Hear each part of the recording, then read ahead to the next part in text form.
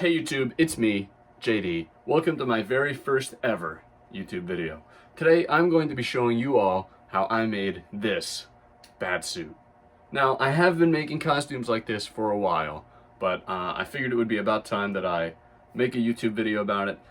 Alright, so first off, I found my inspiration for this Batman costume when I was watching a Cape and Cowl cafe video called Reviewing Your Batman Designs. Now, this exact one is one by Talon Illustrations on Instagram, and I really like this one. It caught my eye. It's cool because of the way that the colors are done. It's almost like Spider-Man with the black going up the sides. And it has trunks, but not the same way that you would see trunks in like Batman the Animated Series or an Arkham game or something like that. But it has trunks where it's like a black section there to break up the gray of the costume. Because, you know, like the new 52 suit or something, that really needs it. And this is like a good in-between. Now, the costume I made before this one was a Spider-Man suit. So I already had my patterns and everything that I needed, kind of just to change them up a little bit for a similar design with the colors of this costume. Alright, so my first step with this was making up the sewing patterns. So what I did is I took all of my old Ultimate Spider-Man patterns that I had got online, laid them out on the floor, and I covered them with lined paper, with loose leaf paper, because that's just thin enough that you can see through it so that you can trace what you want and then change what you want also.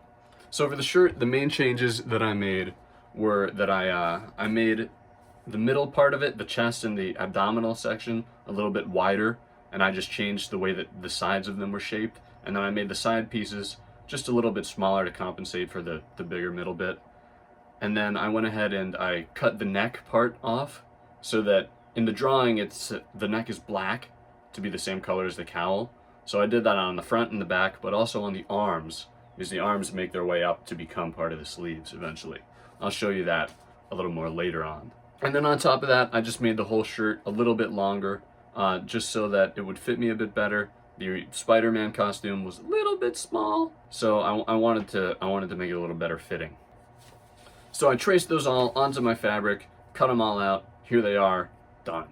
And after all that, I have to decide what logo I'm going to use for the costume. Now, the original one by Talon Illustrations, it had kind of like an Arkham-ish style logo, but it had the Rebirth yellow trim going around it, which I did like, but I wasn't sure how that would work on a practical physical costume that you would wear. It had like a spray painted look, and I'm making it out of fabric, so that wasn't really in the cards. And then also I just wanted to make it a little bit more my own. So I looked through, you know, what felt like 100 different Batman logos. And so I eventually landed on the Long Halloween Dark Victory, like the Tim Sale design for the logo, because it is, you know, similar enough to the normal big black bat logo that you'd see on a Batman costume, but then it's also kind of its own unique look that I liked to be a little different than, you know, like a normal Hush costume. So then I went ahead, I cut that out of fabric, I pinned it down, and then this is the only time in this whole thing that I'm actually going to be sewing fabric, just one piece right on top of the other one. Because that's really the only way that you can get the logo to look right, you know, on there, that you can get the logo on there properly. So once that was sewn on, I went ahead and I started assembling the rest of the shirt. So one thing to note is how you sew the pieces together. If you've sewed before, you'd know this, but you always want to have the pieces laid face to face so that when they get pulled apart, they have that nice seam down the middle. If you were to sew things right on top of the other, you would see the stitching line, which is kind of what you want to avoid on something like this. So first I put the arms together, and instead of doing the sleeves all as one piece as a solid color like on a normal shirt, I actually kept the Spider-Man detail of having the inside of the sleeve be a different color than the outside, just to add a little more pizzazz to the costume. And what I did for that is I just used the opposite color, the opposite side rather, of my gray fabric for the inside of the arm and the outside. And then I went and I added 2 patches of my black pleather material to the back of the shirt, just so there would be something going on there. In the drawing it's very detailed, but it's going to be covered by the cape most of the time, so, you know, whatever. But here are the shirt pieces all assembled and together, just so that you can see kind of the patterns, where they all go and how they line up. And now you can see what I was saying with the sleeves becoming part of the neck eventually. And again, when you're sewing the shirt all the way together, you want to do it inside out so that you get your seams all on the inside of the costume, and from the outside they look all nice and clean. But here is the shirt all done. You can see the front of the bat logo on the left side, I think it is a little stretched out, so I'm gonna have to go over that, take the stitch out with a seam ripper and go over it again, hand sewing, just so it's a little cleaner. But anyway, that is a pretty good start to the costume. Next up were the pants, which were a little trickier to figure out. What I ended up doing is I put on my Spider-Man costume, and I used masking tape to kind of block off on my legs where I wanted the separation between the black kind of trunks area to be, and then the gray for the rest of the legs.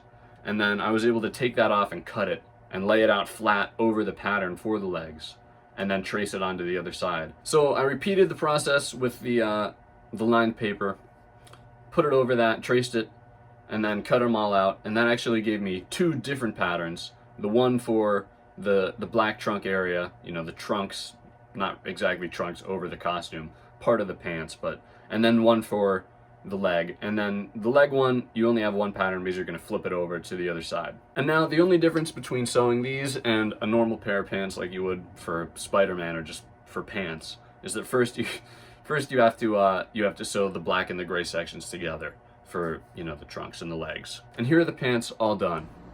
Now, you'll notice that they go pretty high up on my torso. That's on purpose. It's so that instead of the shirt tucking into the pants like you would normally, for this, the pants are going to tuck into the shirt so it looks seamless, like it's all one big bodysuit kind of. Because you don't really want it to look like a shirt and pants for Batman. You want it to look like one big costume.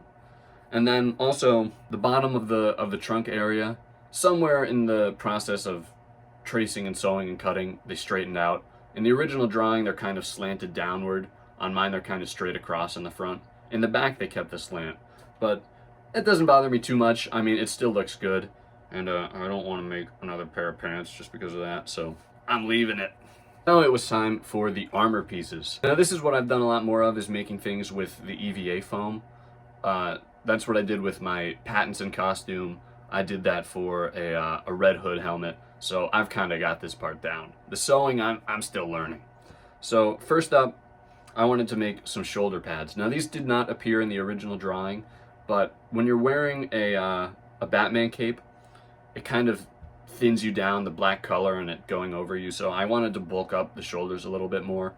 I wanted these to kind of be a cross between what you would see on the Dark Knight costume and the Robert Pattinson costume. So they would kind of be thin, just thin enough that they would make a little bit of a difference to the silhouette, like in the Dark Knight costume. But then if the cape comes off over the shoulders, I still wanted a little bit more detail like you would see on the Pattinson ones. So I started just sketching out the shapes on my foam just to kind of try and get it as close to the Dark Knight look as I could. And you'll see on the top of them, there's what looks like a bit of a triangle cut out of the main piece. That's so those two sides get glued together, and then that's what gives it its shape overall. And then the other pieces are just kind of the detail pieces to make it a little thicker and give it a better look. But after gluing and spray painting, here is how that looked. And next up is the gauntlets.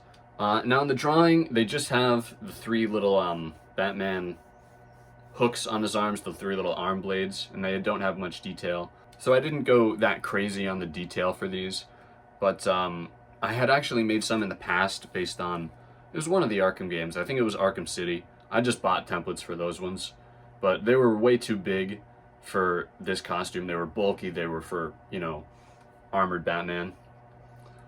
So for this one I wanted a thinner, slimmer kind of pair of those. Trying to mimic what we see in the artwork, this is what I came up with. So the three top pieces make up what wraps around your arm. The bottom middle gives it just some more depth, you know, just to make it a little thicker. The gray ones are just for the detail. So the boots in the drawing have the little bat ear design on the top of them. And because I'm using boots that I had bought, I'm not going to make my own boots.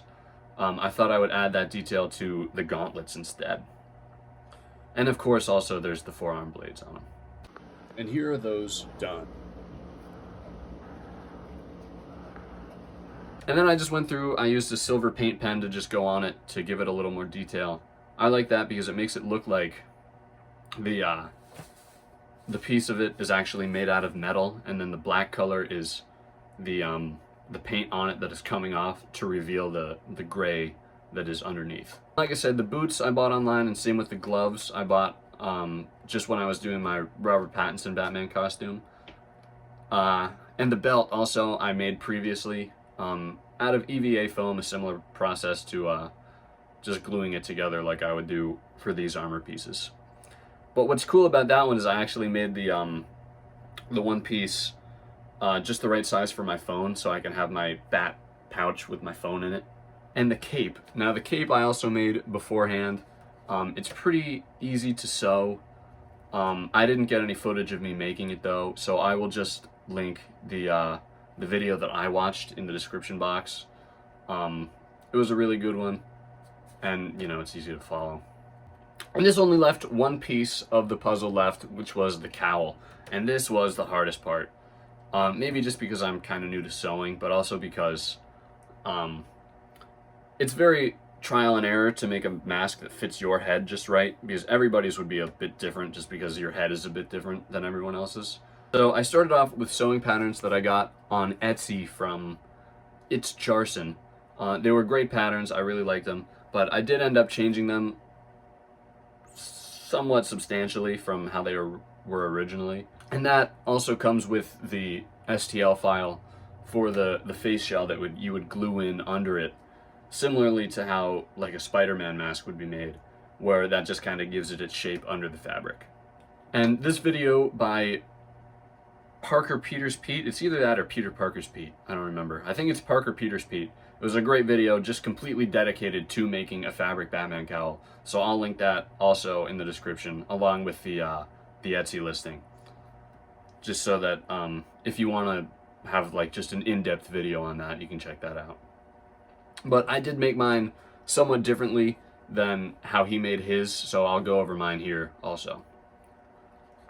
The main changes I made from the original patterns are I removed part of the earpiece that would go over the back of your head and made the pieces for the top of the head longer and thinner. So what this does is it kind of just changes the back of it. So instead of having a like a horizontal seam going across the back of your head, it just has 3 that go straight down, which I think looks a lot better. And then I also made the neck a little bit longer, just so it would tuck under the cape and look like a seamless one piece cape and cowl that you would see in like the cartoons. And this was a little trickier to sew than the rest of the costume just because of the pleather material that it's made out of. It'll kind of stick if you have a plastic sewing machine. So you always want to sew with that pleather side face up if you're using that. Now the ears have the 2 pieces. They have the outer earpiece that is the side piece, and then the inner earpiece. So the top of the inner ear connects to the outside of the ear, but the very bottom of it connects to the top of the mask, those 2 long pieces that go over the top of your head. When sewing this, I learned to sew the inner ear together first, then sew the top of the cowl to the side while also connecting the inner ear, just all in one stitch, instead of sewing it together and then leaving a space for the ears later. So this makes sure that you don't end up with like a big bunch of fabric around the ears, which did happen to me, I think twice when I was making this. And I also sewed a zipper into the neck so that it could go on a little easier, but then also so you could pull it on and off like a hood, like you would see in, you know, in the comic books. But next, I had to glue in the face shell, which this was one of the trickier parts of this. My camera's moving around. Woo! Are we good? No? Whoa. What was I talking about? The face shell, right. I had to glue that in. So what I did for that is I would put the face shell into the hood of the mask first, just to get it lined up, and then put that whole thing on the floor so it doesn't move. Peel the mask back over it, and then spray it with my spray adhesive. And then once you've done that, you gotta get the fabric over it and stretch the way you like it very quickly, because that spray adhesive, at least the kind that I used, I think I had like Gorilla, it dries very fast. And it is important that you line everything up just right, because you can glue it in sideways and it looks really wonky. I did that once. And once that's in, all you have to do is cut out the fabric over the eyes, glue in the 3D printed eyepieces. I think the Etsy file comes with like 5 or 6 different ones that you can choose from of different shapes of the eyes.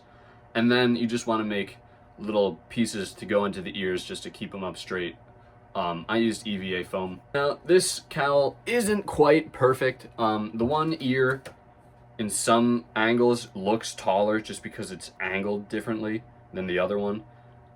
So sometime in the future, I am thinking that I want to make a dedicated video to just show you step by step, stitch by stitch, just exactly how you make the cowl the way that I made it. But Parker Peters Pete, his video was really good, very similar to the way that I made it. So until then, check that out, linked in the box. And that is the whole costume finished.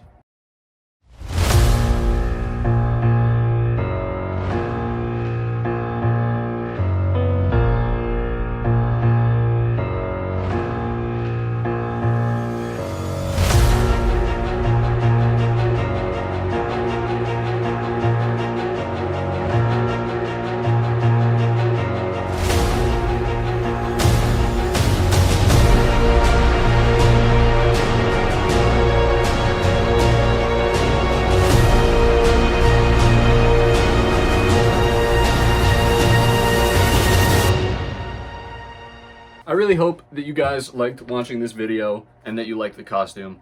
Like I said at the beginning of it, this is the first time I've like made a YouTube video. Talking to a camera is kind of weird because I'm alone in my room right now. Nobody's home.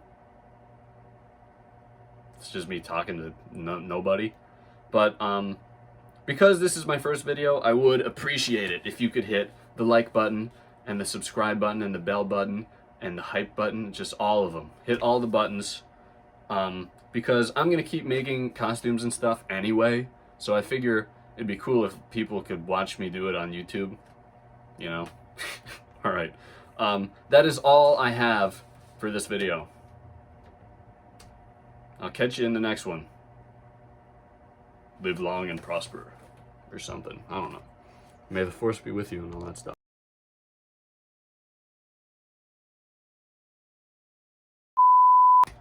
Linked in the box. It's in the box. In the description box. Check it out. What am I talking about?